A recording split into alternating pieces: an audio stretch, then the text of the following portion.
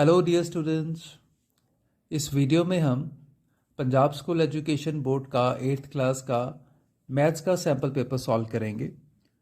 मुझे बहुत सारे बच्चों ने मैसेज किया कि सर हमें ये सैम्पल पेपर सॉल्व करने में प्रॉब्लम आ रही है, तो आप एक वीडियो बनाकर हमारे साथ शेयर करें सो दैट हम अपनी प्रॉब्लम्स को उसमें अच्छे से सॉल्व कर पाएँ। तो I thought of making this video और उम्मीद करता हूँ कि आपको ये अच्छी लगेगी। इस चैनल को सब्सक्राइब कर दें ताकि आगे भी जैसे भी जो भी वीडियो अपलोड हो वो आप तक पहुंच जाए। So let's start. तो सबसे पहले आपकी स्क्रीन पर जो मल्टीपल चॉइस क्वेश्चन होते हैं उनमें से सबसे पहला क्वेश्चन है, which rational number comes between 0 and 1 of the following given numbers. ਹੇਠ ਲਿਖਿਆਂ ਵਿੱਚੋਂ ਕਿਹੜੀ ਪ੍ਰੀਮੇय ਸੰਖਿਆ 0 ਅਤੇ 1 ਦੇ ਵਿਚਕਾਰ ਹੈ। ਆਪਾਂ ਨੂੰ ਉਸਨੇ 4 ਸੋਲੂਸ਼ਨ ਦਿੱਤੇ हैं, 7/4, 2/7, 3/7/3 ਤੇ 6/5। ਤੇ ਆਪਾਂ ਨੇ ਉਸਨੂੰ ਇਹ ਦੱਸਣਾ ਕਿ ਇਹਨਾਂ ਵਿੱਚੋਂ ਕਿਹੜੀ ਪ੍ਰੀਮੇय ਸੰਖਿਆ 0 ਔਰ 1 ਦੇ ਵਿਚਕਾਰ ਆਉਂਦੀ ਹੈ। ਤਾਂ ਸਭ ਤੋਂ ਪਹਿਲੀ ਗੱਲ ਕਿ ਚਾਰੋਂ ਹੀ ਪ੍ਰੀਮੇय ਸੰਖਿਆ ਨੇ, ਰੈਸ਼ਨਲ ਨੰਬਰਸ ਨੇ। ਰੈਸ਼ਨਲ ਨੰਬਰ ਹਮੇਸ਼ਾ P/Q ਫਾਰਮ ਦੇ ਵਿੱਚ ਹੁੰਦਾ ਹੈ, ਜਿਹਦੇ ਵਿੱਚ Q 0 ਨਹੀਂ ਹੁੰਦਾ। ਤਾਂ ਕੋਈ ਵੀ ਨੰਬਰ ਜਿਹੜਾ ਇਸ ਫਾਰਮ 'ਚ ਲਿਖਿਆ ਜਾ ਸਕਦਾ ਹੈ ਉਹ ਇੱਕ ਰੈਸ਼ਨਲ ਨੰਬਰ ਹੈ। ਤੇ ਉਸਨੇ ਆਪਣੇ ਤੋਂ ਪੁੱਛਿਆ ਹੈ ਕਿ 0 ਤੇ 1 ਦੇ ਵਿੱਚ। ਤਾਂ ਬੱਚੋ ਜਦ ਵੀ ਤੁਸੀਂ ਇਹ ਗੱਲ ਯਾਦ ਰੱਖਣੀ ਹੈ, ਉੱਪਰ ਵਾਲੀ ਸੰਖਿਆ ਨਿਊਮੀਨੇਟਰ ਛੋਟਾ ਹੋਏਗਾ ਔਰ डिनोमिनेटर बड़ा होएगा। जिमें ऊपर 3 लिख दिए तो नीचे 3 तो बड़ी संख्या लिख दिए, कोई भी 4, 5, 6, 7, ये नंबर हमेशा 1 तो छोटा रहेगा। पर अगर इसका उलट कर दिए, जो ऊपर वाली संख्या बड़ी तो नीचे वाली संख्या छोटी, न्यूमिनेटर बड़ा और डिनोमिनेटर छोटा, तो हमेशा यह नंबर 1 तो बड़ा आएगा। तो आपने की देखना है, सिर्फ यही देखना है कि किहड़ी संख्या दे विच न्यूमिनेटर छोटा है तो डिनोमिनेटर बड़ा है, क्योंकि उसने कहा 0 और 1 दे विचकार। तो 1 तो छोटा नंबर किहड़ा होएगा, 7/4 विच तुसीं देख सकते हो कि उपरला नंबर बड़ा है, निचला छोटा है। तो यह संख्या 1 तो बड़ी हो जाएगी। आ संख्या 1 तो छोटी है क्योंकि इस दे विच ऊपर वाला नंबर निचले वाले नंबर तो छोटा है। तो उरे ऊपर वाला नंबर बड़ा है तो ये भी नहीं होएगा तो ये भी नहीं होएगा। तो अपना सही आंसर आ जाएगा 2/7। अगला क्वेश्चन, अगले क्वेश्चन दे विच उसने पूछे, what is the multiplicative inverse of -2/5। -2/5 का गुणात्मक उलट की होवेगा। गुणात्मक उलट मल्टीप्लिकेटिव इनवर्स। मल्टीप्लिकेटिव इनवर्स ਲਈ ਬੱਚੇ ਆਪਾਂ ਕੀ ਕਰਦੇ ਆ ਕਿ ਇਸ ਨੂੰ ਉਲਟਾ ਦਿੰਨੇ ਆ ਆਪਾਂ। 5/2 ਜੋ ਵੀ ਨੰਬਰ ਹੈ ਉਹਨੂੰ ਉਲਟਾ ਦਿਓ, ਮਾਈਨਸ ਹੈ ਤਾਂ ਮਾਈਨਸ ਵੀ ਨਾਲ ਆ ਜਾਏਗਾ। ਤਾਂ -2 5/2 ਆਪਣਾ ਆਨਸਰ ਹੋਏਗਾ।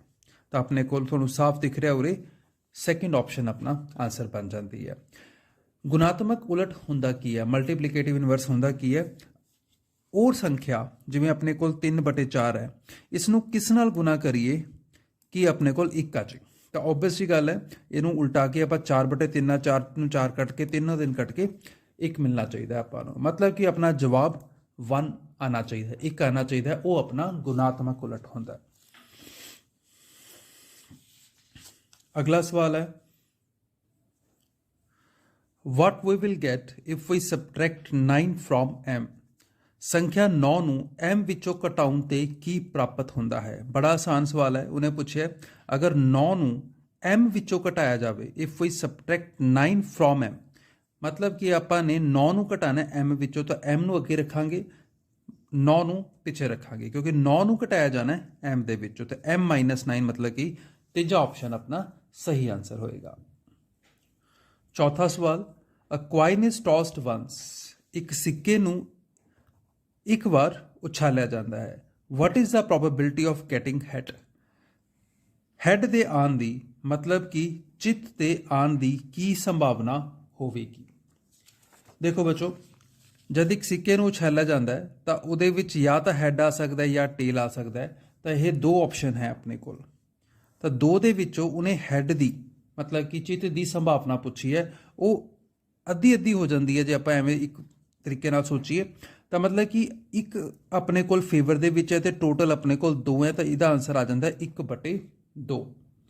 ਫਾਰਮੂਲਾ ਕੀ ਹੈ ਇਸ ਦਾ ਪ੍ਰੋਬੇਬਿਲਿਟੀ ਦਾ ਕਿ ਜਿੰਨੀ ਟੋਟਲ ਸੰਭਾਵਨਾਵਾਂ ਨੇ ਉਹ ਨੀਚੇ ਲਿਖਣੀ ਹੈ ਤੇ ਜਿਹੜੇ ਸਾਡੇ ਹੱਕ ਦੇ ਵਿੱਚ ਹੈ, ਜਿਹੜੇ ਸਾਡੇ ਫੇਵਰ ਦੇ ਵਿੱਚ ਹੈ, ਉਹ ਉੱਪਰ ਲਿਖੀ ਜਾਂਦੀ ਹੈ। ਤਾਂ ਆਪਣੇ ਫੇਵਰ ਦੇ ਵਿੱਚ ਹੈਡ ਹੈ ਤੇ ਟੋਟਲ 2 ਹੈ ਤੇ 1/2 ਜਵਾਬ ਹੋਏਗਾ ਇਸ ਦਾ।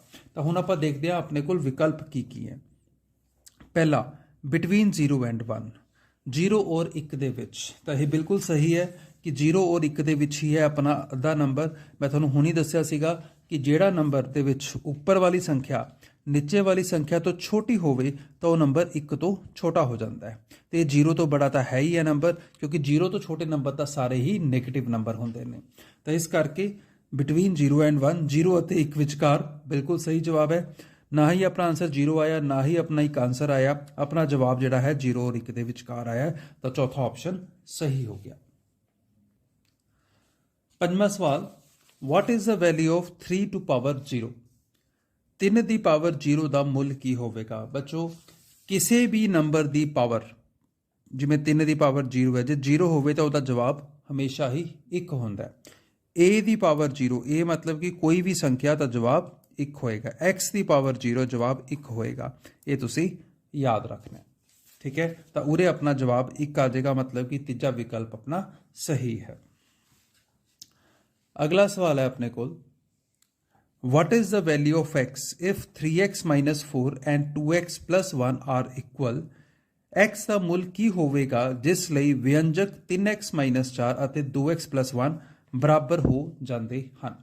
ਤਾਂ ਉਸਨੇ ਕੀ ਕਿਹਾ ਹੈ ਕਿ ਜਿਹੜੀ 3x minus 4 ਹੈ ਇਕੁਏਸ਼ਨ, 3x minus 4 ਉਹ ਕਿਹਦੇ ਬਰਾਬਰ ਹੋ ਜਾਏਗੀ? 2x plus 1 ਦੇ। ਉਹ ਬਰਾਬਰ ਆ ਜਾਏਗੀ 2x plus 1 ਦੇ।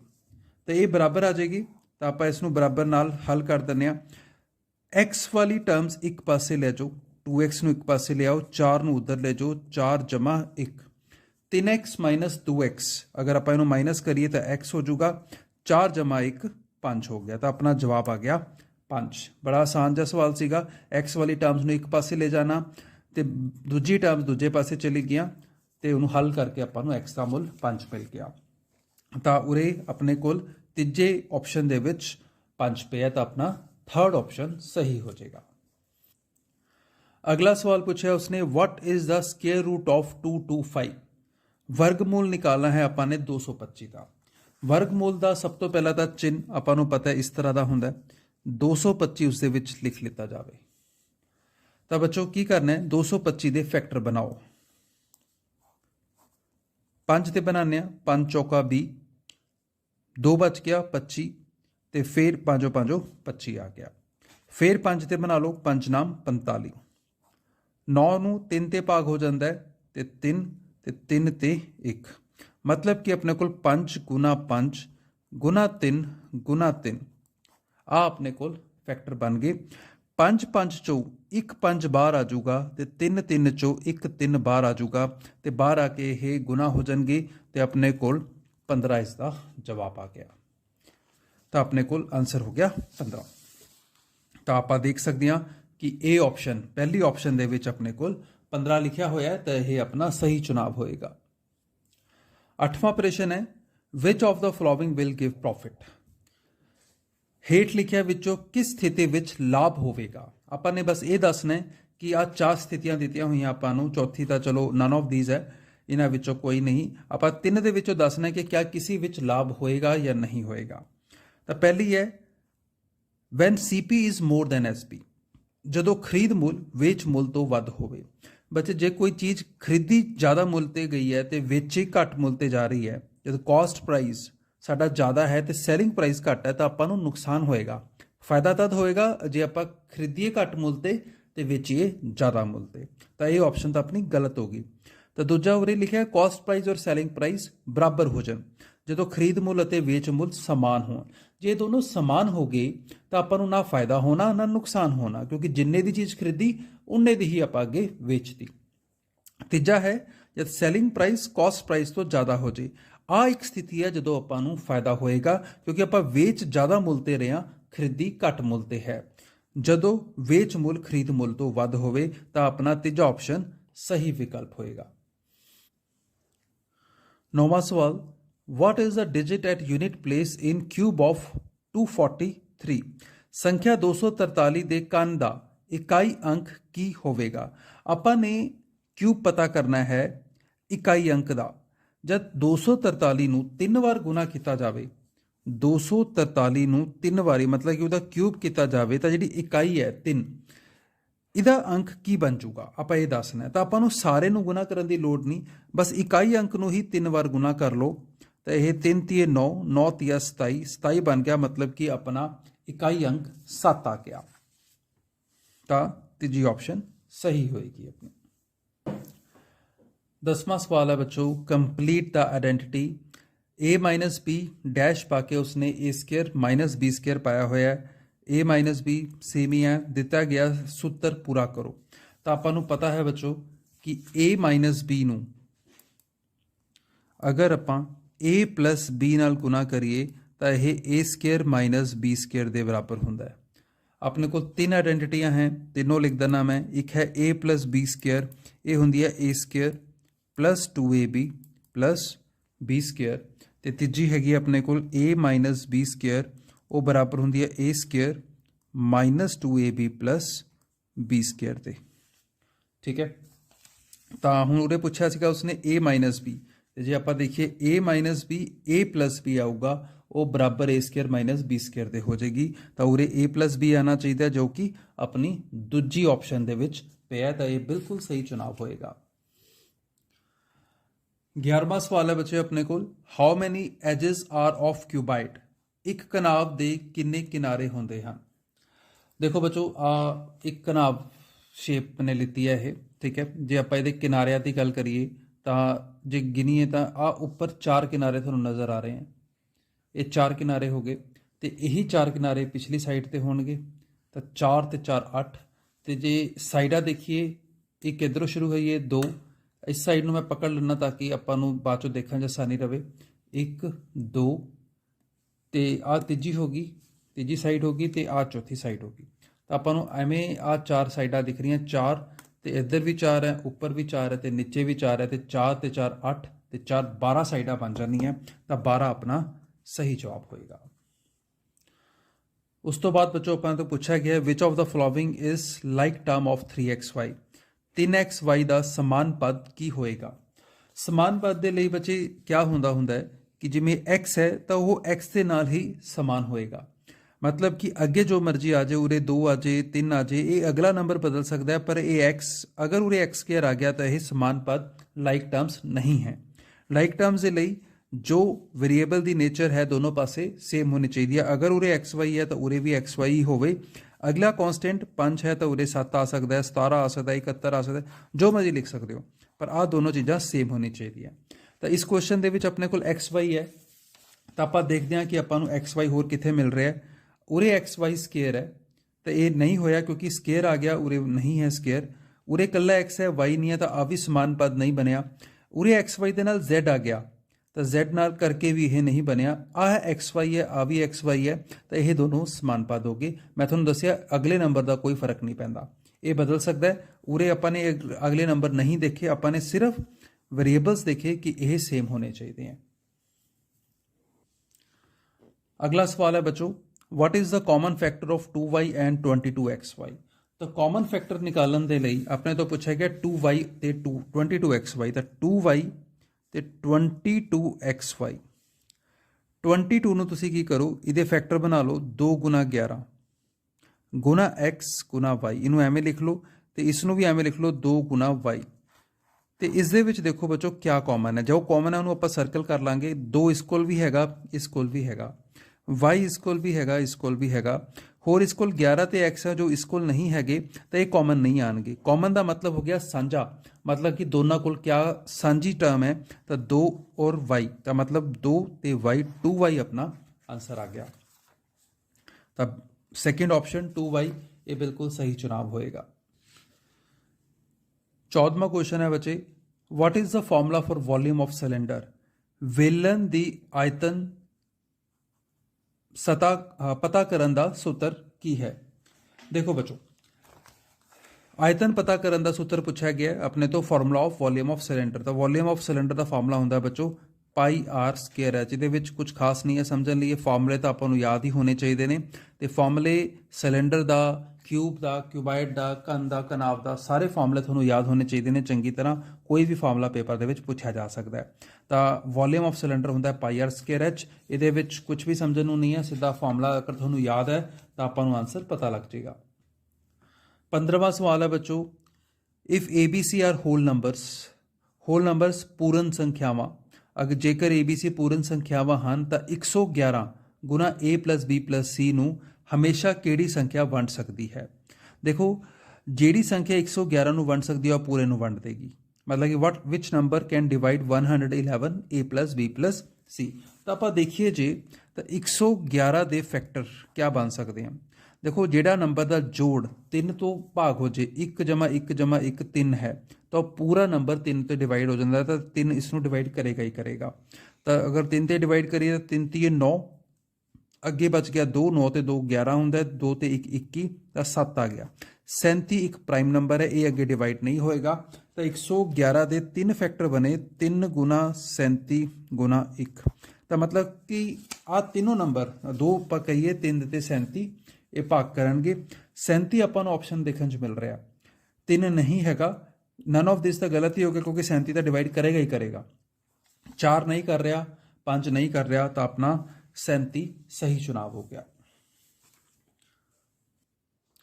ਅਗਲਾ ਸਵਾਲ ਹੈ ਬੱਚੋ, what is the sum of the interior angles of any pentagon? ਕਿਸੇ ਵੀ ਪੰਚਭੁਜ ਦੇ ਅੰਦਰੂਨੀ ਕੋਣਾਂ ਦਾ ਜੋੜਫਲ ਕਿੰਨਾ ਹੁੰਦਾ ਹੈ।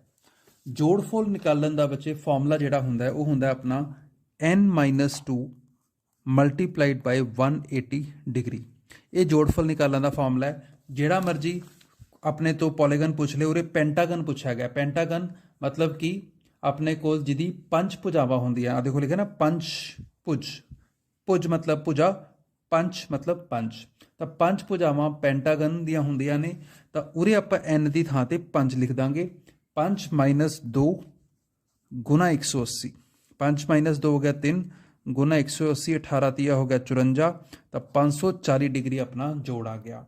ਬੱਚੋ ਇਸ ਤਰ੍ਹਾਂ ਹੋ, ਚਾਹੇ ਤੁਹਾਡੇ ਕੋਲ षटकोण ਦਾ ਪੁੱਛ ਲੇ, ਹੈਕਸਾਗਨ ਦਾ ਪੁੱਛ ਲੇ, ਕੁਆਡਰੀਲੇਟਰਲ ਦਾ ਪੁੱਛ ਲੇ, ਤਾਂ ਤੁਸੀਂ n ਦੀ ਵੈਲਿਊ ਬਦਲਦੀ ਰਹਿਣੀ ਹੈ ਕਿ ਜਿੰਨੀ n ਦੀ ਭੁਜਾਵਾਂ, ਜਿੰਨੀ ਪੋਲੀਗਨ ਦੀ ਭੁਜਾਵਾਂ ਹੈਗੀਆਂ ਉਨੀ n ਦੀ ਵੈਲਿਊ ਰੱਖ ਕੇ ਆਪਾਂ ਇਸ ਫਾਰਮੂਲੇ ਦਾ ਨਾਲ ਸਮ ਆਫ ਇੰਟੀਰੀਅਰ ਐਂਗਲਸ, ਅੰਦਰੂਨੀ ਕੋਣਾਂ ਦਾ ਜੋੜਫਲ ਪਤਾ ਕਰ ਸਕਦੇ ਹਾਂ। ਤਾਂ ਇਸ ਸਵਾਲ ਦਾ ਆਨਸਰ ਆਇਆ ਸੀ ਆਪਣਾ 540, ਤਾਂ ਦੂਜਾ ਆਪਸ਼ਨ ਆਪਣਾ ਸਹੀ ਚੁਣਾਵ ਹੋਏਗਾ। ਇਸ ਦੇ ਨਾਲ ਬੱਚੇ ਆਪਣਾ ਪਹਿਲਾ ਸਵਾਲ ਜਿਹਦੇ ਵਿੱਚ ਮਲਟੀਪਲ ਚੁਆਇਸ ਕੁਐਸਚਨ ਸੀ ਖਤਮ ਹੋ ਗਿਆ। ਦੂਜੇ ਸਵਾਲ ਦੇ ਵਿੱਚ ਸਹੀ ਗਲਤ ਦਾ ਚੁਣਾਵ ਕਰਨਾ ਹੈ, ਟਰੂ ਐਂਡ ਫਾਲਸ ਹੈ। ਤਾਂ ਉਸਦੇ ਜਿਹੜੇ ਪਾਰਟਸ ਹੈ ਆਪਾਂ ਸ਼ੁਰੂ ਕਰਦੇ ਹਾਂ। ਪਹਿਲਾ ਕੁਐਸਚਨ ਹੈ, diagonals of a rectangle are equal. ਆਇਤ ਦੇ ਵਿਕਰਨ ਬਰਾਬਰ ਹੁੰਦੇ ਹਨ। ਇਹ ਬਿਲਕੁਲ ਸਹੀ ਹੈ ਬੱਚੇ। ਰੈਕਟੈਂਗਲ ਦੇ ਜਿਹੜੇ ਡਾਇਗਨਲਸ ਹੈ ਉਹ ਬਰਾਬਰ ਹੁੰਦੇ हैं। ਜੇ ਆਪਾਂ ਇਹਦੀ ਸ਼ੇਪ ਬਣਾਈਏ ਤਾਂ ਰੈਕਟੈਂਗਲ ਦੀ ਸ਼ੇਪ ਕੁਝ ਇਸ ਤਰ੍ਹਾਂ ਬਣ ਜਾਂਦੀ ਹੈ। ਇਹ ਰੈਕਟੈਂਗਲ ਹੁੰਦਾ ਆਪਣੇ ਕੋਲ, ਤੇ ਇਹਦੇ ਜਿਹੜੇ ਵਿਕਰਨ ਹੈ, ਡਾਇਗਨਲਸ ਹੈ, ਉਹ ਇਸ ਤਰ੍ਹਾਂ ਦੇ ਹੁੰਦੇ हैं, ਤੇ ਇਹ ਦੋਨੋਂ ਬਰਾਬਰ ਹੁੰਦੇ ਆਪਸ ਦੇ ਵਿੱਚ। AB CD, ਇਹ ABCD ਆਪਣੇ ਕੋਲ ਰੈਕਟੈਂਗਲ ਹੋ ਗਿਆ, ਤੇ AC ਦੀ ਜਿਹੜੀ ਲੰਬਾਈ ਹੈ ਉਹ ਹਮੇਸ਼ਾ BD ਦੇ ਬਰਾਬਰ ਆਉਂਦੀ ਹੈ ਰੈਕਟੈਂਗਲ ਦੇ ਕੇਸ ਦੇ ਵਿੱਚ। ਤਾਂ ਇਹ ਸਹੀ ਜਵਾਬ ਹੈ। Point L-90 is on y axis। ਬਿੰਦੂ L-90 y ਧੁਰੇ ਤੇ ਸਥਿਤ ਹੈ। ਦੇਖੋ ਬੱਚੋ, ਆ ਆਪਣੇ ਕੋਲ x ਧੁਰਾ ਤੇ y ਧੁਰਾ ਹੈ। ਇਹਨੂੰ ਆਪਾਂ x ਐਕਸਿਸ ਕਹਿੰਦੇ ਆ। ਇੱਧਰਲੇ ਪਾਸੇ x ਪੋਜ਼ਿਟਿਵ ਹੁੰਦਾ ਹੈ, ਇਹ ਓਰੀਜਨ ਹੈ। ਇਹ y ਐਕਸਿਸ ਹੈ। ਇੱਧਰਲੇ ਪਾਸੇ y ਪੋਜ਼ਿਟਿਵ ਹੈ, y ਨੈਗੇਟਿਵ ਹੈ। x ਐਕਸਿਸ ਦੇ ਉੱਤੇ ਜੋ ਵੀ ਪੁਆਇੰਟ ਆਉਂਦਾ ਹੈ ਉਸ ਦੇ ਲਈ y ਹਮੇਸ਼ਾ 0 ਰਹਿੰਦਾ ਹੈ, ਤੇ y ਐਕਸਿਸ ਉੱਤੇ ਕੋਈ ਵੀ ਪੁਆਇੰਟ ਆਉਂਦਾ ਉਹਦੇ ਲਈ ਹਮੇਸ਼ਾ x 0 ਰਹਿੰਦਾ ਹੈ। ਮਤਲਬ ਕਿ ਜਿਹੜਾ ਪੁਆਇੰਟ ਤੁਸੀਂ ਉਹਦੇ 1 ਲਿਖ ਦਿੰਦੇ ਹੋ, ਇਹ 1 ਨਹੀਂ ਹੁੰਦਾ, ਇਹ ਅਸਲ ਦੇ ਵਿੱਚ 1 0 ਹੁੰਦਾ ਹੈ। ਕਿਉਂਕਿ ਇਹ y 0 ਹੀ ਰਹਿੰਦਾ, ਤਾਂ ਆਪਾਂ ਇਕੱਲਾ 1 ਲਿਖ ਦਿੰਦੇ ਹਾਂ। ਉਰੇ ਆਪਾਂ ਇਕੱਲਾ 2 ਲਿਖ ਦਿੰਦੇ ਹਾਂ। 2 ਦਾ ਮਤਲਬ ਹੈ 2 0, ਤੇ ਜੇ ਉਰੇ ਪੁਆਇੰਟ ਆਉਂਦਾ 1, ਇਹਦਾ ਮਤਲਬ ਹੁੰਦਾ 0 1। ਪਹਿਲਾ ਲਿਖੇ ਜਾਣ ਵਾਲਾ ਪੁਆਇੰਟ x ਕੋਆਰਡੀਨੇਟ ਨੂੰ ਰਿਪਰੈਜ਼ੈਂਟ ਕਰਦਾ ਹੈ, ਤੇ ਬਾਅਦ ਵਿੱਚ ਲਿਖੇ ਜਾਣ ਵਾਲਾ y ਕੋਆਰਡੀਨੇਟ ਨੂੰ ਰਿਪਰੈਜ਼ੈਂਟ ਕਰਦਾ ਹੈ। ਤਾਂ ਇਸ ਗੱਲ ਦਾ ਧਿਆਨ ਰੱਖਣਾ ਹੈ ਕਿ ਜਿਹੜੇ ਆ ਪੁਆਇੰਟਸ ਹੈ ਐਕਸ ਐਕਸਿਸ ਉੱਤੇ, ਉਹ ਕਿਵੇਂ ਹੋਣਗੇ, 2 0 3 0 ਇਸ ਤਰ੍ਹਾਂ ਦੇ ਪੁਆਇੰਟ ਹੋਣਗੇ। 3 0 4 0 ਤੇ y ਐਕਸਿਸ ਤੇ ਆਉਣ ਵਾਲਾ ਪੁਆਇੰਟ ਹੋਏਗਾ 0 1 0 2 0 3 ਇਸ ਤਰ੍ਹਾਂ ਦੇ ਪੁਆਇੰਟ ਹੋਣਗੇ। ਤਾਂ ਉਹਨਾਂ ਨੇ ਪੁੱਛਿਆ ਕੀ ਹੈ ਕਿ -9 ਅਗਰ ਇਹ y0 ਹੈ ਤਾਂ ਇਹ x ਐਕਸਿਸ ਉੱਤੇ ਆਊਗਾ ਪੁਆਇੰਟ। ਤਾਂ ਉਹਨੇ ਕਿਹਾ y ਤੁਰੇ ਤੇ ਹੈ ਤਾਂ ਇਹ ਗਲਤ ਹੋ ਗਿਆ। ਜੇ y ਤੁਰੇ ਤੇ ਹੁੰਦਾ ਤਾਂ ਆਵਲਾ ਪੁਆਇੰਟ ਆਪਣਾ 0 ਆਣਾ ਸੀਗਾ, ਉਰੇ ਆਪਣਾ ਜੋ ਮਰਜ਼ੀ ਆ ਸਕਦਾ ਸੀ। ਤਾਂ ਇਹ ਜਵਾਬ ਗਲਤ ਹੋ ਗਿਆ ਆਪਣਾ। ਤੀਜਾ ਪਾਰਟ ਹੈ 9 ਇਜ਼ ਏ ਮਲਟੀਪਲ ਆਫ 1 2 3 4 5 6। 1 2 3 4 5 6 ਸੰਖਿਆ 9 ਦਾ ਇੱਕ ਗੁਣਜ ਹੈ। ਤਾਂ 9 ਦਾ ਗੁਣਜ ਪਤਾ ਕਰਨ ਦੇ ਲਈ ਆਪਾਂ ਕੀ ਕਰਦੇ ਹੁੰਦੇ ਹਾਂ, ਨੰਬਰ ਲਿਖ ਲੈਂਦੇ ਹਾਂ ਆਪਾਂ। ਕੀ ਹੈ 1 2 3 4 5 ਅਤੇ 6। ਇਹ ਨੰਬਰ ਹੈ। ਜਿਹੜਾ ਨੰਬਰ ਦਾ ਜੋੜ ਬੱਚੇ 9 ਤੋਂ ਭਾਗ ਹੋ ਜੇ ਤਾਂ ਉਹ ਨੰਬਰ ਵੀ 9 ਤੋਂ ਭਾਗ ਹੋ ਜਾਂਦਾ। ਤਾਂ ਆਪਾਂ ਜੋੜ ਕੇ ਦੇਖਦੇ ਹਾਂ। 6 ਤੇ 5 11, 11 ਤੇ 4 15, 15 ਤੇ 3 18, 18 ਤੇ 2 20, 20 ਤੇ 1 21। ਇਹਦਾ ਜੋੜ 21 ਬਣ ਰਿਹਾ। ਜੇ ਇਹ 9 ਤੋਂ ਭਾਗ ਹੋ ਜਾਂਦਾ ਤਾਂ ਇਹ ਪੂਰਾ ਨੰਬਰ ਵੀ 9 ਤੇ ਭਾਗ ਹੋ ਜਾਂਦਾ, ਪਰ ਇਹ ਨੰਬਰ 9 ਤੋਂ ਭਾਗ ਨਹੀਂ ਹੋ ਰਿਹਾ। ਨੰਬਰ 9 ਤੋਂ ਭਾਗ ਹੋਣ ਵਾਲਾ 18, ਉਸ ਤੋਂ ਬਾਅਦ 27 ਹੋ ਜਾਂਦਾ ਹੈ ਤੇ ਇਹ ਇਹਨਾਂ ਦੋਨਾਂ ਦੇ ਵਿੱਚ ਆ ਗਿਆ ਤੇ 9 ਤੋਂ ਡਿਵਾਈਡ ਨਹੀਂ ਹੋ ਰਿਹਾ, ਤਾਂ ਇਹ ਵੀ ਨੰਬਰ 9 ਤੋਂ ਡਿਵਾਈਡ ਨਹੀਂ ਹੋਏਗਾ। ਤਾਂ ਇਹ ਫਾਲਸ ਹੋ ਗਿਆ ਬੱਚੋ। ਅਗਲਾ ਸਵਾਲ ਹੈ the total central angle of a pie chart is 360 degree. ਕਿਸੇ ਗੋਲੇ ਨਕਸ਼ਾ ਪਾਈ ਚਾਰਟ ਵਿੱਚ ਕੁੱਲ ਕੇਂਦਰੀ ਕੋਣ 360 ਡਿਗਰੀ ਹੁੰਦਾ ਹੈ। ਇਹ ਬਿਲਕੁਲ ਸਹੀ ਹੈ ਬੱਚੇ। ਜਦ ਆਪਾਂ ਪਾਈ ਚਾਰਟ ਬਣਾਉਂਦੇ ਹਾਂ ਤਾਂ ਜਿਹੜਾ ਸੈਂਟਰਲ ਐਂਗਲ ਹੁੰਦਾ ਹੈ, ਆ ਜਿਵੇਂ ਆਪਾਂ ਇੱਕ ਰੇਡੀਅਸ ਡਰਾ ਕਰ ਲਈ, ਇੱਥੋਂ ਦੀ ਲੈ ਕੇ ਪੂਰਾ ਇੱਥੇ ਤੱਕ ਐਂਗਲ ਜਿਹੜਾ ਹੈ ਉਹ 360 ਡਿਗਰੀ ਦਾ ਹੁੰਦਾ ਹੈ ਸੈਂਟਰਲ ਐਂਗਲ। ਤੁਹਾਨੂੰ ਪਤਾ ਹੀ ਹੈ ਜੇ ਇਹ ਲਾਈਨ ਨੂੰ ਸਿੱਧਾ ਕਰ ਦਈਏ ਤਾਂ ਉੱਪਰਲੇ ਪਾਸੇ 180 ਬਣ ਜਾਂਦਾ ਹੈ ਤੇ ਨਿਚਲੇ ਪਾਸੇ ਵੀ ਐਂਗਲ 180 ਡਿਗਰੀ ਦਾ ਬਣ ਜਾਂਦਾ ਹੈ ਤੇ 180 180 ਨੂੰ ਜੇ ਤੁਸੀਂ ਜੋੜੋ ਤਾਂ 360 ਡਿਗਰੀ ਆ ਜਾਂਦਾ। ਅਗਲਾ ਸਵਾਲ ਹੈ the value of 2 two power -3 is -6। 2 ਦੀ ਪਾਵਰ -3 ਉਹ ਕਹਿੰਦਾ -6 ਦੇ ਬਰਾਬਰ ਹੈ। ਦੇਖਦੇ ਹਾਂ ਕਿਵੇਂ। ਇਹ ਜਦ ਪਾਵਰ ਨੈਗੇਟਿਵ ਹੋਵੇ ਬੱਚੋ ਤਾਂ ਉਹਨੂੰ ਪੋਜ਼ਿਟਿਵ ਬਣਾਉਣ ਦੇ ਲਈ ਆਪਾਂ ਨੀਚੇ ਲੈ ਜਾ ਕੇ ਉਹਦਾ ਰੈਸੀਪ੍ਰੋਕਲ ਕਰ ਦਿੰਦੇ ਹਾਂ। 1/2 ਦੀ ਪਾਵਰ 3 ਜਿਹੜੀ ਪਾਵਰ ਨੈਗੇਟਿਵ ਆ ਪੋਜ਼ਿਟਿਵ ਹੋ ਜਾਏਗੀ। ਤਾਂ 2 ਦੀ ਪਾਵਰ 3 ਦਾ ਮਤਲਬ ਹੈ ਕਿ 2 ਨੂੰ ਆਪਾਂ ਨੇ 3 ਵਾਰ ਗੁਣਾ ਕਰਨਾ ਹੈ। ਤਾਂ 2 ਦੂਣੀ 4 ਦੂਣੀ 8, ਤਾਂ ਇਹਦਾ ਜਵਾਬ ਆਉਂਦਾ ਹੈ 1/8। ਤਾਂ ਮਤਲਬ ਕਿ 2 ਦੀ ਪਾਵਰ -3 ਕਿਹਦੇ ਬਰਾਬਰ ਹੋਣੀ ਚਾਹੀਦੀ ਸੀ? 1/8 ਦੇ, ਪਰ ਉਹਨੇ ਕੀ ਕਿਹਾ ਬਰਾਬਰ ਹੈ -6 ਦੇ। ਇਹ ਗਲਤ ਹੋ ਗਿਆ, ਮਤਲਬ ਕਿ ਇਹਦਾ ਆਨਸਰ ਆਪਣਾ ਗਲਤ ਹੋਏਗਾ, ਫਾਲਸ। ਅਗਲਾ ਸਵਾਲ ਆ ਗਿਆ ਆਪਣਾ ਦ cylinder whose height and radius each is 1 centimeter, the total surface area of it is 4 pi r centimeter square। ਇੱਕ ਵੇਲਨ ਜਿਸ ਦੀ ਉਚਾਈ ਅਤੇ ਅਰਧ ਵਿਆਸ ਹਰੇਕ 1 ਸੈਂਟੀਮੀਟਰ ਹੈ। ਆ ਦੇਖੋ ਬੱਚੋ, ਆ ਆਪਣੇ ਕੋਲ ਸਿਲੰਡਰ ਬਣ ਗਿਆ ਬੇਲਨਾਕਾਰ। ਉਹ ਕਹਿੰਦਾ ਇਹਦੀ ਉਚਾਈ, ਆ ਉਚਾਈ ਹੋਗੀ ਇਸ ਦੀ ਇੱਥੋਂ ਦੀ ਲੈ ਕੇ ਇੱਥੇ ਤੱਕ, ਇਹ 1 ਸੈਂਟੀਮੀਟਰ ਹੈ ਤੇ ਆ ਅਰਧ ਵਿਆਸ ਰੇਡੀਅਸ ਹੋ ਗਿਆ, ਇਹ ਵੀ 1 ਸੈਂਟੀਮੀਟਰ ਹੈ। ਤੇ ਇਸ ਦੀ ਉਸਨੇ ਪੁੱਛਿਆ ਆਪਣੇ ਤੋਂ, ਕਹਿੰਦਾ ਇਸ ਦਾ ਟੋਟਲ ਸਰਫੇਸ ਏਰੀਆ ਕੁੱਲ ਸਤ੍ਹਾ ਦਾ ਖੇਤਰਫਲ 4 ਪਾਈ r ਸੈਂਟੀਮੀਟਰ ਸਕੁਅਰ ਹੋਏਗਾ। ਇਸ ਦਾ ਬੱਚੋ ਟੋਟਲ ਸਰਫੇਸ ਏਰੀਆ ਦਾ ਫਾਰਮੂਲਾ ਹੁੰਦਾ ਹੈ 2 ਪਾਈ r ਬ੍ਰੈਕਟ ਦੇ ਵਿੱਚ r ਪਲੱਸ h। ਤਾਂ ਇਸ ਦੇ ਵਿੱਚ ਆਪਾਂ ਵੈਲਿਊ ਪੁੱਟ ਕਰਦੇ ਹਾਂ। 2 ਪਾਈ r ਉਹ ਕਹਿੰਦਾ 1 ਹੈ, ਉਰੇ ਵੀ 1 ਆ ਜਾਏਗਾ, ਫਿਰ ਉਰੇ ਵੀ 1 ਆ ਜਾਏਗਾ। ਹਾਈਟ ਵੀ 1 ਦਿੱਤੀ ਹੋਈ ਹੈ, ਰੇਡੀਅਸ ਵੀ 1 ਦਿੱਤਾ ਹੋਇਆ। 1 ਜਮਾ 1 2 ਹੋ ਗਿਆ। ਜਦ 1 2 ਪਾਈ ਨਾਲ ਗੁਣਾ ਹੋਏਗਾ ਤਾਂ 2 ਪਾਈ ਹੀ ਬਣ ਜਾਏਗਾ। ਤਾਂ 2 2 4 ਪਾਈ, 4 ਪਾਈ ਆਪਣਾ ਆਨਸਰ ਆਇਆ। ਤੇ ਉਰੇ ਕਿੰਨਾ ਦਿੱਤਾ ਹੋਇਆ 4 ਪਾਈ r। ਜੇ ਬੱਚੇ r ਨਾ ਲਿਖਿਆ ਹੁੰਦਾ ਤਾਂ ਇਹ ਸਹੀ ਜਵਾਬ ਸੀ, ਕਿਉਂਕਿ ਉਰੇ r ਲਿਖਿਆ ਹੋਇਆ ਤਾਂ ਇਹ ਜਵਾਬ ਗਲਤ ਹੋ ਗਿਆ। ਨੈਕਸਟ ਕੁਐਸਚਨ ਹੈ ਬੱਚੋ, A machine in a soft drink factory fills 840 bottles in 6 hours। क्या मतलब होया कि किसी सॉफ्ट ड्रिंक फैक्ट्री विच एक मशीन 840 बोतलां 6 घंटे विच भरती है। एक मशीन है सॉफ्ट ड्रिंक फैक्ट्री दे विच लगी हुई जिहड़ी 6 घंटिया दे विच 840 बोतलां कोल्ड ड्रिंक दियां भर दिंदी है। How many bottles it will fill in 5 hours। ਉਹ ਮਸ਼ੀਨ 5 ਘੰਟੇ ਵਿੱਚ ਕਿੰਨੀਆਂ ਬੋਤਲਾਂ ਭਰੇਗੀ।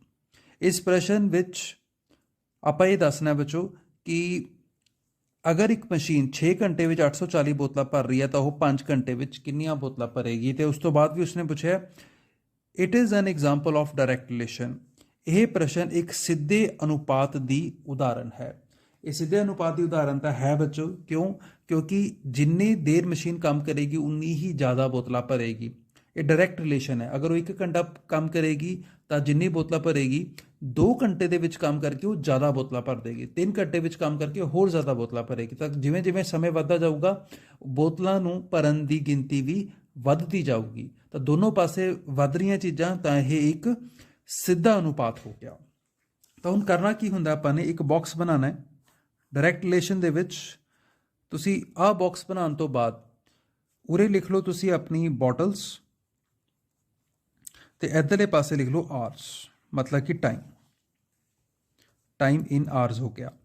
ਤੇ ਜਦ ਉਹਨੇ ਕਿਹਾ ਵੀ 840 ਬੋਤਲਾਂ 6 ਘੰਟੇ ਵਿੱਚ ਭਰੀ ਜਾ ਰਹੀਆਂ ਤਾਂ ਕਿੰਨੀ ਬੋਤਲਾਂ ਭਰੀ ਜਾਏਗੀਆਂ, ਉਹਨੂੰ ਐਕਸ ਲੈ ਲਿਆ ਆਪਾਂ ਨੇ 5 ਘੰਟਿਆਂ ਵਿੱਚ। ਤਾਂ ਇਹਨੂੰ ਡਾਇਰੈਕਟ ਅਨੁਪਾਤ ਨੂੰ ਕਰਨ ਦਾ ਤਰੀਕਾ ਕੀ ਹੁੰਦਾ ਹੈ, ਬਸ ਜਿਵੇਂ ਲਿਖਿਆ ਹੋਇਆ ਉਵੇਂ ਹੀ ਭਾਗ ਕਰ ਦਿਓ।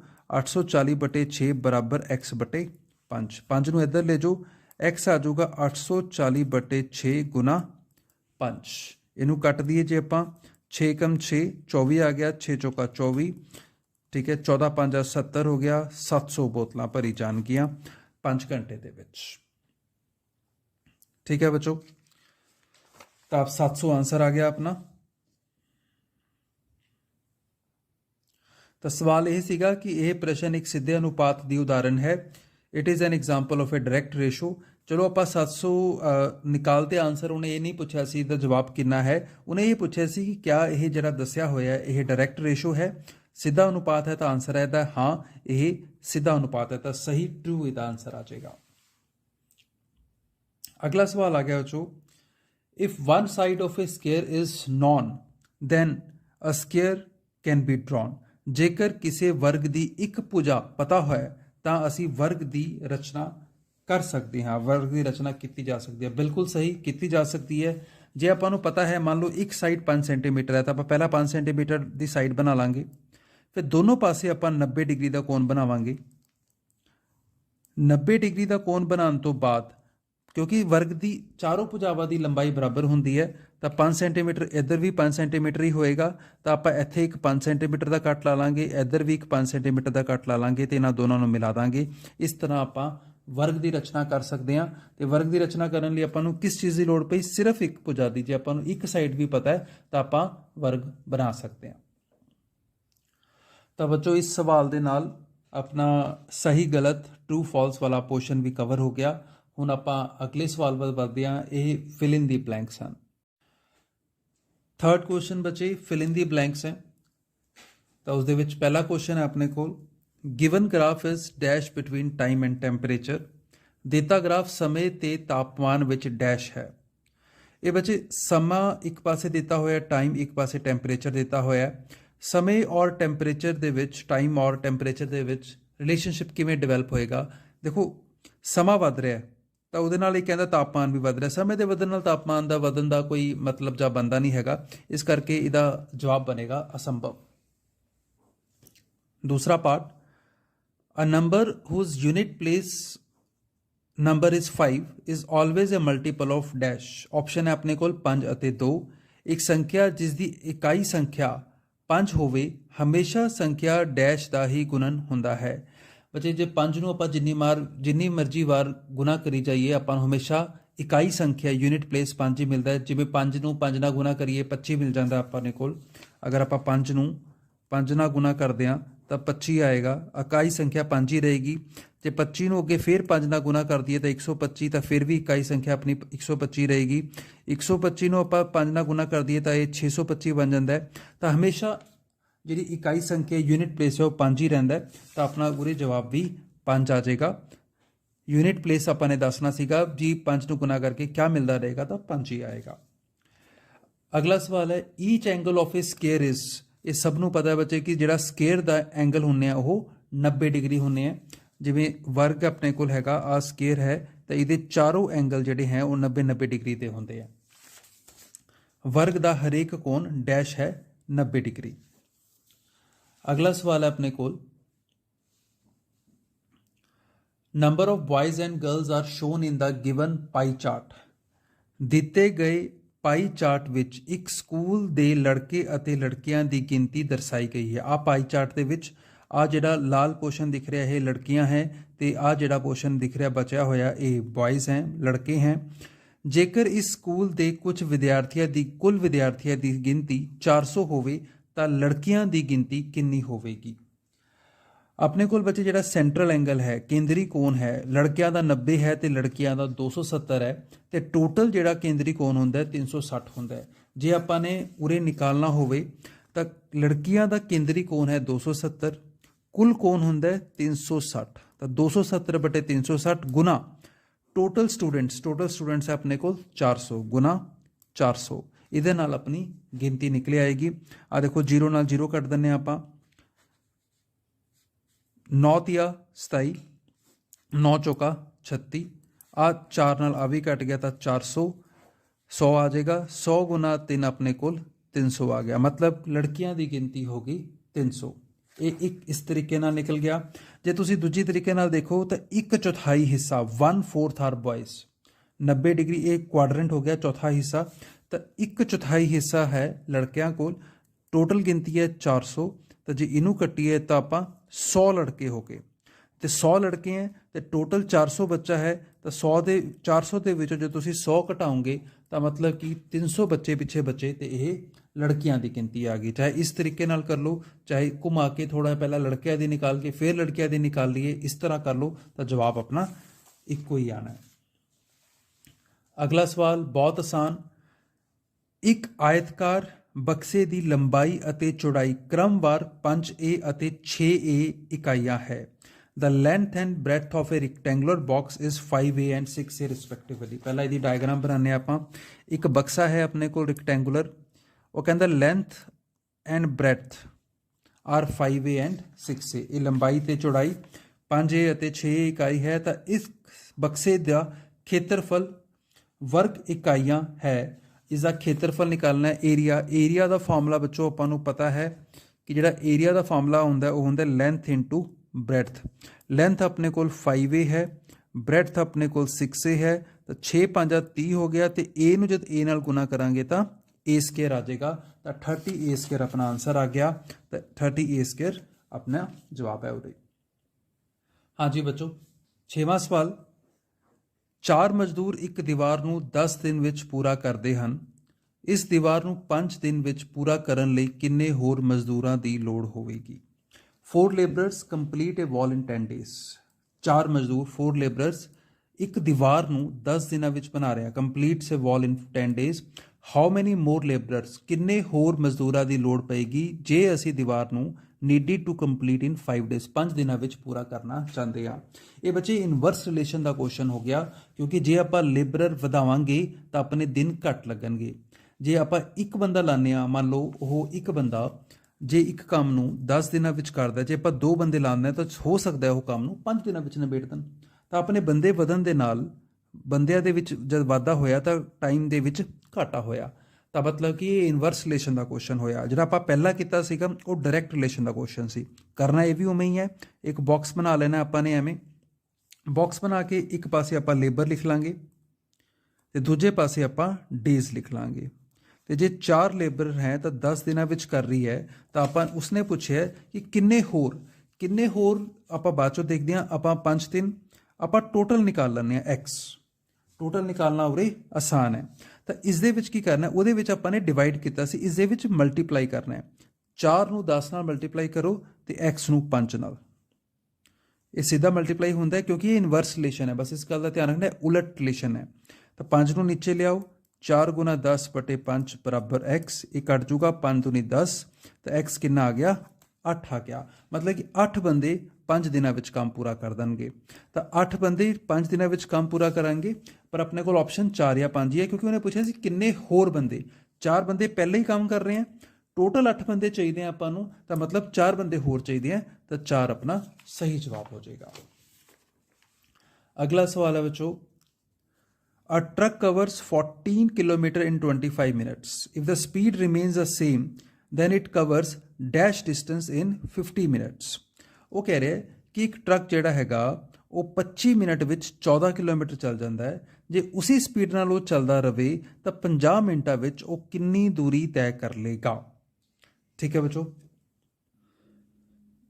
ਇਸ ਕੁਐਸਚਨ ਨੂੰ ਬੱਚਾ ਆਪਾਂ ਇਕਾਈ ਮੈਥਡ ਨਾਲ ਵੀ ਕਰ ਸਕਦੇ ਹਾਂ। ਉਹ 25 ਮਿੰਟ ਵਿੱਚ 14 ਕਿਲੋਮੀਟਰ ਦੀ ਦੂਰੀ ਤੈਅ ਕਰ ਰਿਹਾ ਹੈ ਤਾਂ 1 ਮਿੰਟ ਵਿੱਚ 14/25 ਕਿਲੋਮੀਟਰ ਦੀ ਦੂਰੀ ਤੈਅ ਕੀਤੀ ਜਾਏਗੀ।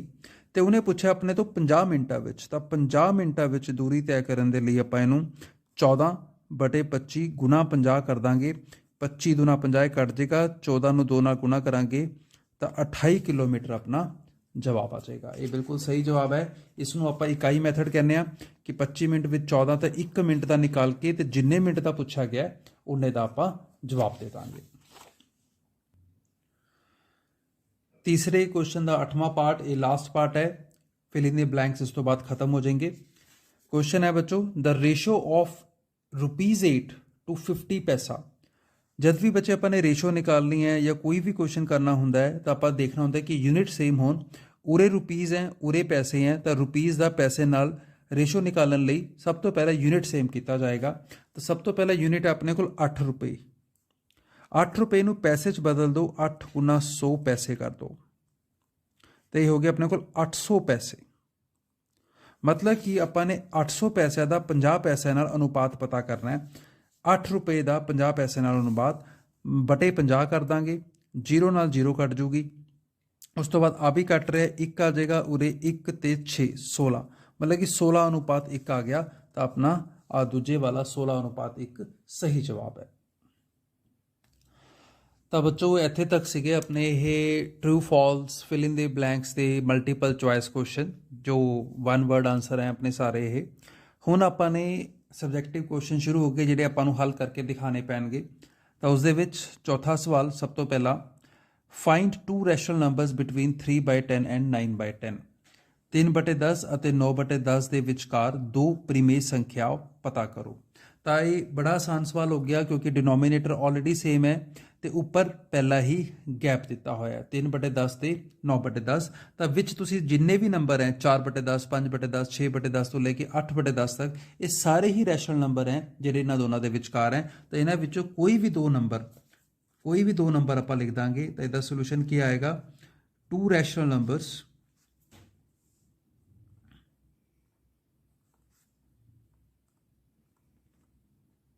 between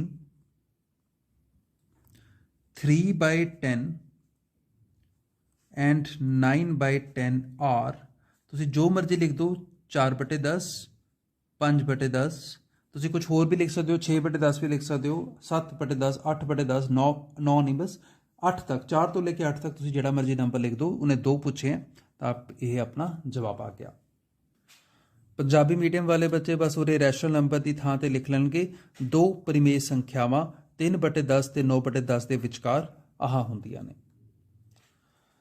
ਅਗਲਾ ਸਵਾਲ ਹੈ ਬੱਚੋ, find a value of y in the given parallelogram. ਦਿੱਤੇ ਸਮਾਨਾਂਤਰ ਚਤੁਰਭੁਜ ਵਿੱਚ y ਦਾ ਮੁੱਲ ਪਤਾ ਕਰੋ। ਪੈਰਲਲੋਗ੍ਰਾਮ ਦੇ ਵਿੱਚ ਇੱਕ ਸਮਾਨਾਂਤਰ ਚਤੁਰਭੁਜ ਦੇ ਵਿੱਚ ਜਿਹਦੇ ਵਿੱਚ ਆਮਨੇ ਸਾਹਮਣੇ ਵਾਲੀ ਭੁਜਾਵਾਂ ਸਮਾਨਾਂਤਰ ਹੁੰਦੀਆਂ ਨੇ ਦੇ ਕੋਣ ਵੀ ਬੱਚੋ ਬਰਾਬਰ ਹੁੰਦੇ ਨੇ।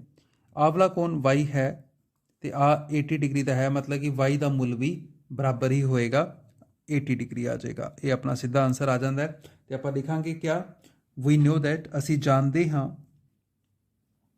ਵੀ know that opposite angles of parallelogram are equal, therefore y is equal to 80 degree. ਆਪਾਂ ਲਿਖਾਂਗੇ ਅਸੀਂ ਜਾਣਦੇ ਹਾਂ ਕਿ ਇੱਕ ਸਮਾਨਾਂਤਰ ਚਤੁਰਭੁਜ ਦੇ ਵਿਪਰੀਤ ਕੋਣ ਬਰਾਬਰ ਹੁੰਦੇ ਨੇ, ਇਸ ਕਰਕੇ y ਜਿਹੜਾ ਹੈ ਉਹ 80 ਡਿਗਰੀ ਦੇ ਬਰਾਬਰ ਹੋਏਗਾ। ਅਗਲਾ ਸਵਾਲ ਹੈ ਬੱਚੋ, find a square root of 4096।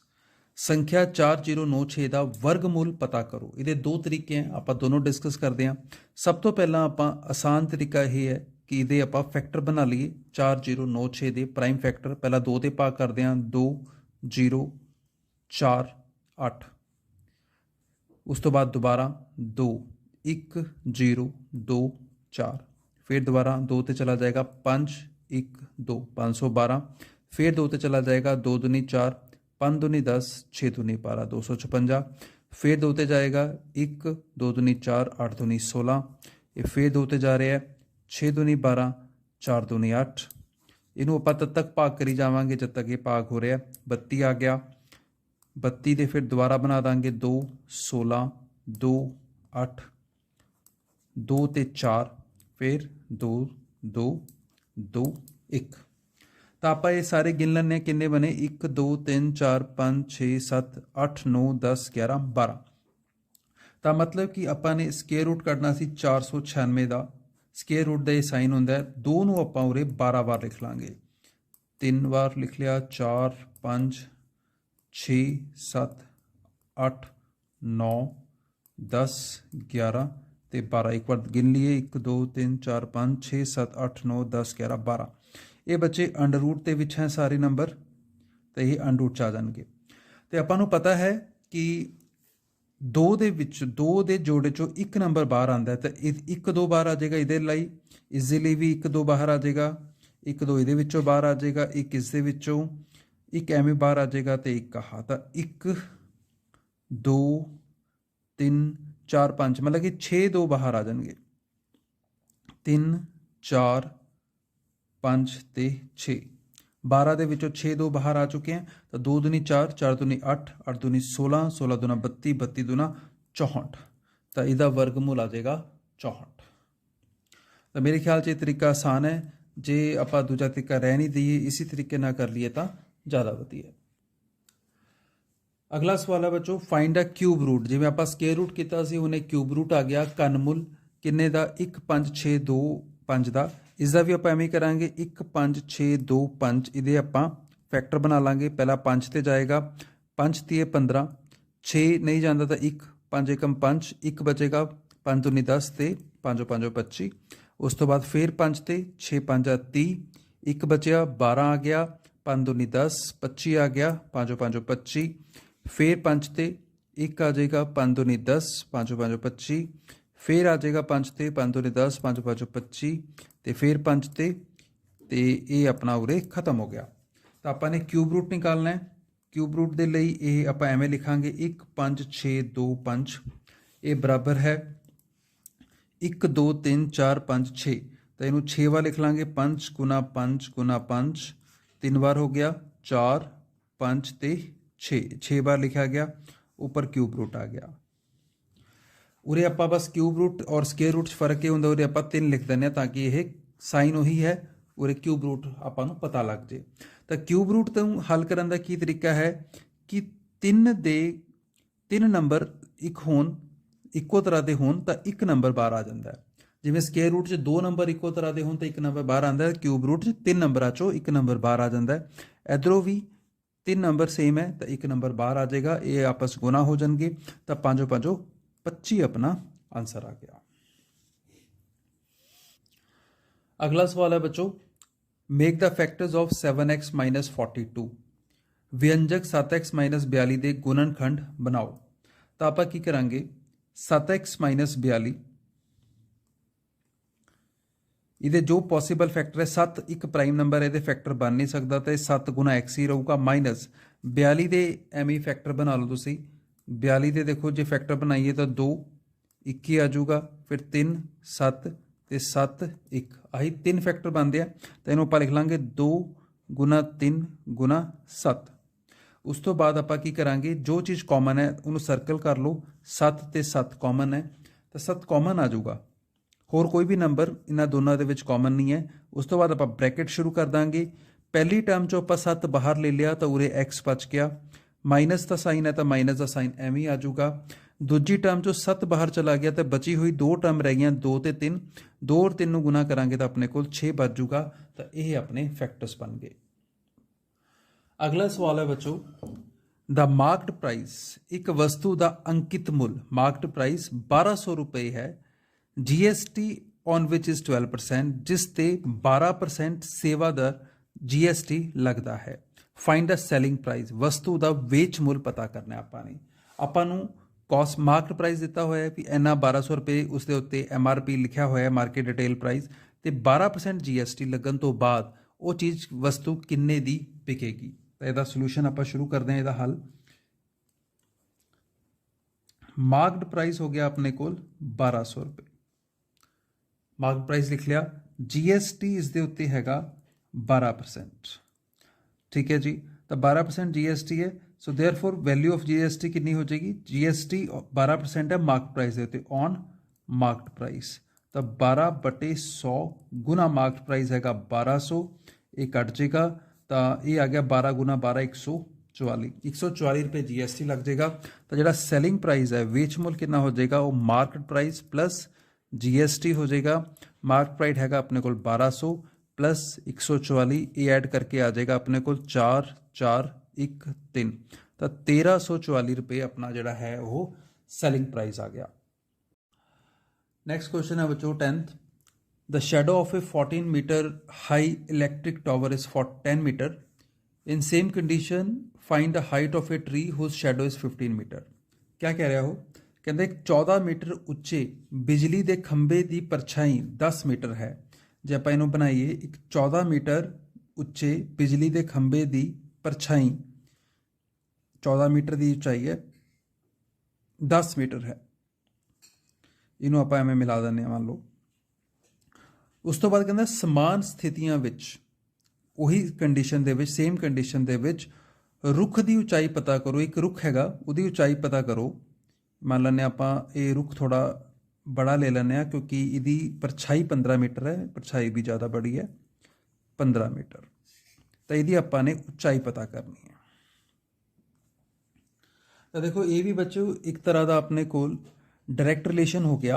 Direct relation क्यों हो गया, क्योंकि जिन्नी ऊंचाई वधेगी उन्नी ही परछाई बढ़ती जाएगी।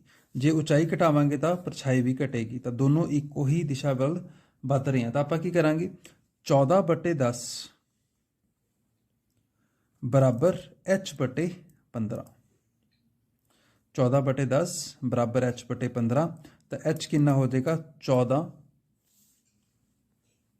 14/10, 15 उधर जाके गुना हो जाएगा, गुना 15, इनू कट दें, 5 × 15, 5 × 10, ये भी कट चुका 7, तो 7 × 21 मीटर अपनी उचाई आ जाएगी रुख की। अगला सवाल है, using suitable identity find the value of this. तो आइडेंटिटी केड़ी आप यूज करांगे, वी नो दैट, देखो ये दोनों चीज़ें सेम है, 2y + 5 2y + 5, a + b का स्केयर ये कितना होंदा है, a² + 2ab + b², मतलब कि 2y + 5 इंटू 2y + 5 की बन जूगा 2y + 5 का स्केयर बन जूगा। तो ए स्केयर की आइडेंटिटी किमें लगती है, a² b² 2ab, मतलब कि 2y का स्केयर + 5², या पहला लिख लो या उन्होंने बाद चो लिख के 2ab, ए कितना हो गया 2y, तो b कितना हो गया 5, + b² b मतलब 5²।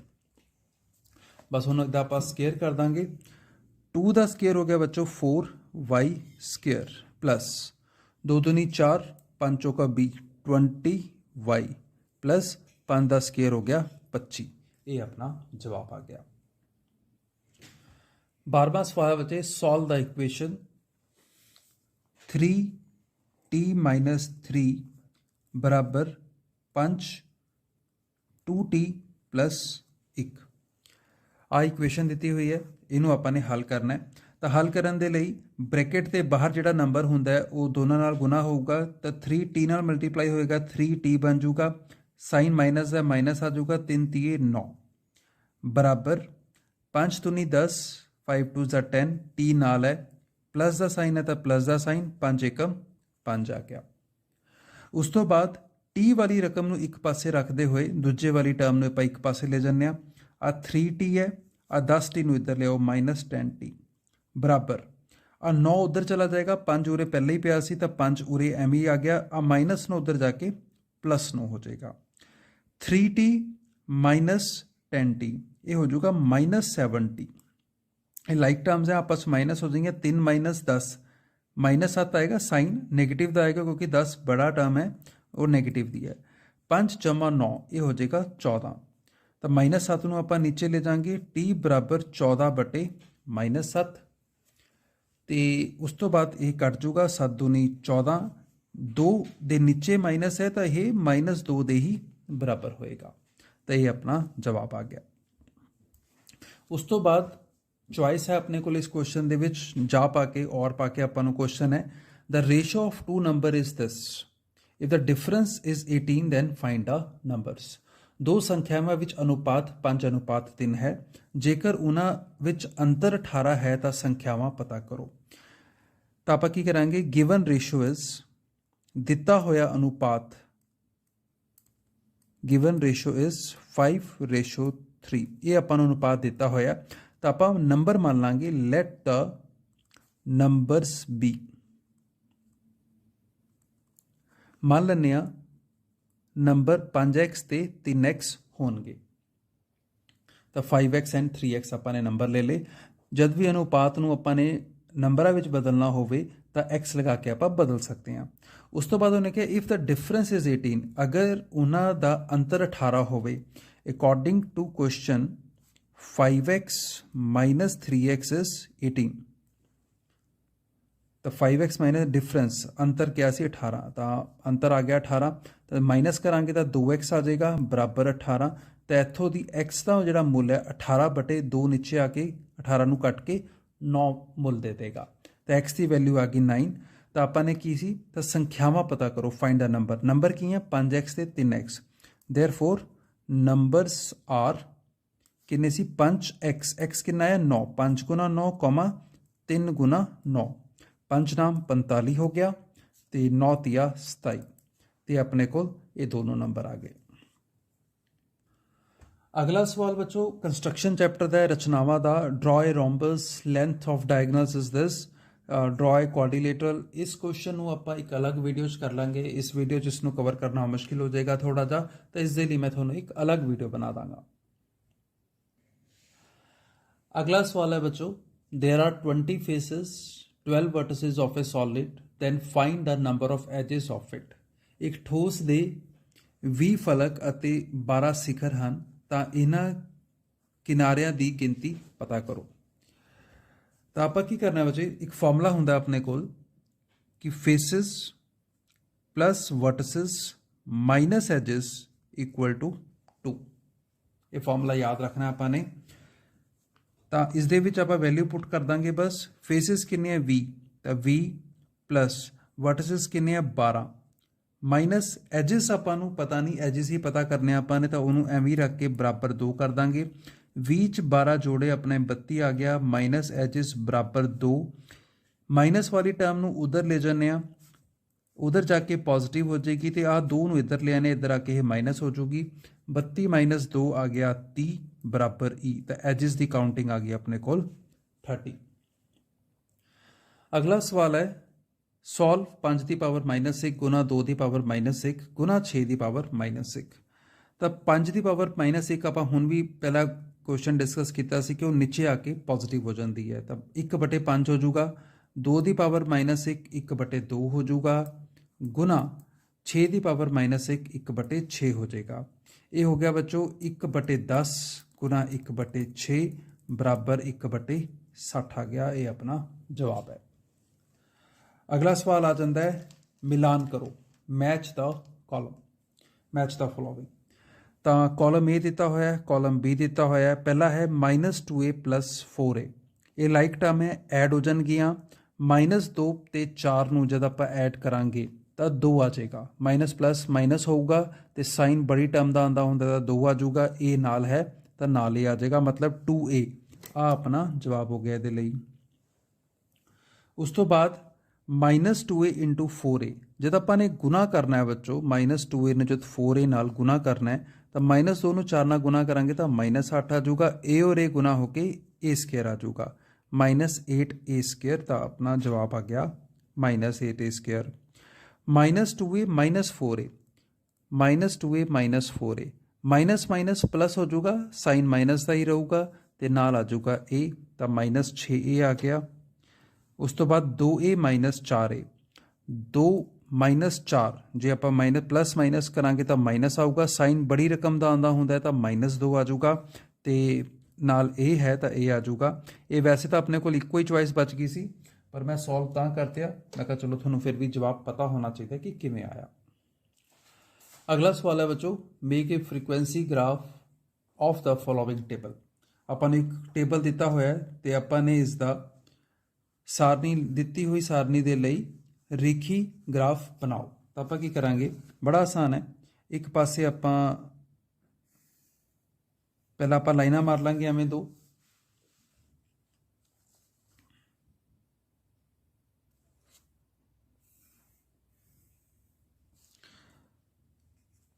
ਇਹ ਲਾਈਨ ਲਗਾਉਣ ਤੋਂ ਬਾਅਦ ਉਹਨੇ ਕਿਹਾ ਇੱਕ ਪਾਸੇ ਐਪਲਸ ਹੈ, ਦੂਜੇ ਪਾਸੇ ਪ੍ਰਾਈਸ ਹੈ। ਐਪਲ ਤੇ ਸੇਬਾਂ ਦੀ ਸੰਖਿਆ, ਤਾਂ ਨੰਬਰ ਆਫ ਐਪਲਸ ਲੈ ਲੈਣੇ ਇੱਕ ਪਾਸੇ। ਮੰਨ ਲਓ ਇਹ ਨੰਬਰ ਆਫ ਐਪਲਸ ਆ ਕੇ ਤੁਹਾਡੇ, ਤੇ ਪੂਰੇ ਪ੍ਰਾਈਸ ਲੈ ਲੈਣੇ ਇਨ ਰੁਪੀਸ। ਆਪ ਪ੍ਰਾਈਸ ਆ ਜਾਏਗਾ ਇਨ ਰੁਪੀਸ, ਠੀਕ ਹੈ ਜੀ। ਪ੍ਰਾਈਸ ਦੀ ਜਿਹੜੀ ਰੇਂਜ ਹੈ 5, 10, 15, 20, 25 ਜਾ ਰਹੀ ਹੈ, ਤਾਂ ਆਪਾਂ 5, 10, 15, 20 ਤੇ 25 ਐਵੇਂ ਲੈ ਲੈਂਦੇ ਹਾਂ। ਉਸ ਤੋਂ ਬਾਅਦ ਜਿਹੜੇ ਸੇਬ ਹੈ 1, 2, 3, 4, 5 ਤੇ ਆਪਾਂ ਉਰੇ 1, ਇਹ ਬਰਾਬਰ ਦੂਰੀ ਤੇ ਲੈਣਾ ਹੈ, 3, 4, 5। ਹਾਂ ਹੁਣ ਤੁਹਾਨੂੰ ਦਿਖ ਰਿਹਾ ਹੋਊਗਾ 1, 2, 3, 4, 5 ਐਵੇਂ ਲੈ ਲਾਂਗੇ। ਉਸ ਤੋਂ ਬਾਅਦ ਉਹਨੇ ਕੀ ਕਿਹਾ, 1 ਦੇ ਲਈ ਸੇਬਾਂ ਦੀ ਸੰਖਿਆ 1 ਦੇ ਲਈ 5 ਹੈ, ਤਾਂ ਆਪਾਂ ਉਰੇ ਇੱਕ ਡਾਟ ਲਾ ਦਾਂਗੇ। 2 ਦੇ ਲਈ 10 ਹੈ ਤੇ ਉਰੇ ਆ ਜਾਊਗਾ। 3 ਦੇ ਉੱਤੇ 15 ਹੈ, 4 ਦੇ ਉੱਤੇ 20 ਹੈ, 5 ਦੇ ਉੱਤੇ 25 ਹੈ। ਬਸ ਆਪਾਂ ਨੇ ਉਸ ਤੋਂ ਬਾਅਦ ਕੁਝ ਨਹੀਂ ਕਰਨਾ ਖਾਸ, ਇਹਨੂੰ ਮਿਲਾ ਦੇਣਾ ਹੈ ਤੇ ਇਹ ਆਪਣਾ ਗ੍ਰਾਫ ਬਣ ਕੇ ਤਿਆਰ ਹੋ ਗਿਆ। ਬੱਚੋ ਇਸ ਤੋਂ ਬਾਅਦ ਕਰਨ ਲਈ ਆਪਣੇ ਕੋਲ ਬੜੇ ਕੁਐਸਚਨ ਬਚ ਗਏ, ਬਸ ਸ਼ਾਰਟ ਕੁਐਸਚਨ ਆਪਾਂ ਨੇ ਸਾਰੇ ਕਵਰ ਕਰਤੇ। 2 ਹੀ ਸਵਾਲ ਰਹਿ ਗਏ, 17ਵਾਂ ਤੇ 18ਵਾਂ। ਇਹ ਚੁਆਇਸ ਦੇ ਨਾਲ ਹੈ ਤੇ ਇਹ ਕਾਫੀ ਬੜੇ ਕੁਐਸਚਨ ਹੈ, ਤੇ ਇਸ ਕਰਕੇ ਮੈਂ ਇਹਨਾਂ ਨੂੰ ਹਲੇ ਇਸ ਵੀਡੀਓ 'ਚ ਨਹੀਂ ਕਰ ਰਿਹਾ, ਕਿਉਂਕਿ ਇਹ ਵੀਡੀਓ ਬਹੁਤ ਲੰਬੀ ਬਣ ਜਾਏਗੀ। ਇਹਨਾਂ 2 ਕੁਐਸਚਨਾਂ ਲਈ ਤੇ ਕੰਸਟਰਕਸ਼ਨ ਦਾ ਕੁਐਸਚਨ ਜਿਹੜਾ ਆਪਾਂ ਛੱਡਿਆ, ਇੱਕ ਛੋਟੀ ਵੀਡੀਓ ਮੈਂ ਅੱਡ ਬਣਾ ਦਾਂਗਾ। ਤੁਸੀਂ ਫਿਲਹਾਲ ਇਸ 'ਚੋਂ ਇੰਨਾ ਕੰਮ ਕਰ ਲਓ, ਤੇ ਉਮੀਦ ਹੈ ਕਿ ਤੁਹਾਨੂੰ ਚੰਗੀ ਤਰ੍ਹਾਂ ਸਮਝ ਆਇਆ ਹੋਵੇਗਾ। ਜੇ ਨਹੀਂ ਸਮਝ ਆਇਆ ਤਾਂ ਵੀਡੀਓ ਨੂੰ ਦੁਬਾਰਾ ਵੀ ਦੇਖ ਸਕਦੇ ਹੋ, ਸਲੋ ਕਰਕੇ ਦੇਖ ਸਕਦੇ ਹੋ, ਫਾਸਟ ਕਰਕੇ ਦੇਖ ਸਕਦੇ ਹੋ, ਜਿਵੇਂ ਤੁਹਾਨੂੰ ਸਹੀ ਲੱਗਦਾ ਹੈ ਉਵੇਂ ਸਮਝ ਲਓ। ਜੇ ਫਿਰ ਵੀ ਕੋਈ ਦਿੱਕਤ ਲੱਗਦੀ ਹੈ, ਕੋਈ ਚੀਜ਼ ਨਹੀਂ ਸਮਝ ਆਉਂਦੀ, ਤਾਂ ਕਮੈਂਟ ਬਾਕਸ ਦੇ ਵਿੱਚ ਮੈਨੂੰ ਦੱਸ ਦਿਓ। ਮੈਂ ਕੋਸ਼ਿਸ਼ ਕਰਾਂਗਾ ਕਿ ਤੁਹਾਡੀ ਸਮੱਸਿਆ ਦਾ ਹੱਲ ਜ਼ਰੂਰ ਕੀਤਾ ਜਾਵੇ। Thank you very much. Channel ਨੂੰ ਬੱਚੇ ਸਬਸਕ੍ਰਾਈਬ ਜ਼ਰੂਰ ਕਰ ਲਓ, ਕਿਉਂਕਿ ਜਿਹੜੇ ਪਾਰਟ ਇਸਦਾ ਰਹਿ ਗਿਆ, ਜਦੋਂ ਮੈਂ ਪੋਸਟ ਕਰਾਂਗਾ ਤਾਂ ਤੁਹਾਡੇ ਤੱਕ ਨੋਟੀਫਿਕੇਸ਼ਨ ਪਹੁੰਚ ਜੇ। ਬੈਲ ਆਈਕਨ ਨੂੰ ਜ਼ਰੂਰ ਦਬਾ ਦਿਓ, ਅਦਰਵਾਈਜ਼ ਵੀਡੀਓ ਜਦ ਪੋਸਟ ਕੀਤੀ ਜਾਂਦੀ ਹੈ ਉਹ ਤੁਹਾਡੇ ਤੱਕ ਨਹੀਂ ਪਹੁੰਚੇਗੀ। ਥੈਂਕ ਯੂ ਬੱਚੋ, ਥੈਂਕ ਯੂ ਵੈਰੀ ਮੱਚ।